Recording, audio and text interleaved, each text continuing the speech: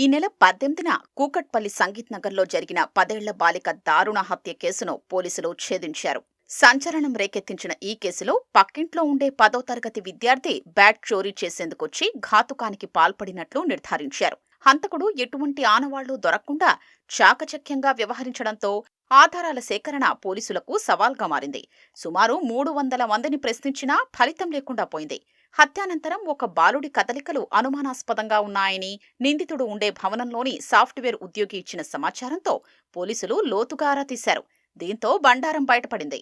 బాలుణ్ణి అదుపులోకి తీసుకుని ప్రశ్నించడంతో తానే దారుణానికి పాల్పడ్డానని అంగీకరించినట్లు సమాచారం. హతురాలు సహస్ర తమ్ముడి వద్ద ఖరీదైన క్రికెట్ బ్యాట్ ఉంది. సెలవు రోజుల్లో అదే ప్రాంతంలోని పిల్లలతో కలిసి ఆడుకునేవాడు. ఈ పక్కింట్లో ఉండే 10వ తరగతి బాలుడికి ఆ బ్యాట్ను సొంతం చేసుకోవాలనే ఆలోచన వచ్చింది. పక్క ఇల్లే కావడంతో ఆ కుటుంబ సభ్యులు ఏ సమయాల్లో బయటకు వెళ్తారనేది పూర్తిగా తెలుసు. ఆ ఇంట్లో ఎవ్వరూ లేని సమయం చూసి కొట్టేసేందుకు పథకం వేశాడు. ఎవరైనా అడ్డుకుంటే ఏం చెయ్యాలి, ఎలా చంపాలనే అంశాల్ని యూట్యూబ్, వెబ్ సిరీస్ ద్వారా తెలుసుకున్నాడు. 3 రోజుల క్రితమే చోరీ చేసే తీరు గురించి కాగితంపై ఇంగ్లీష్లో రాసుకున్నాడు.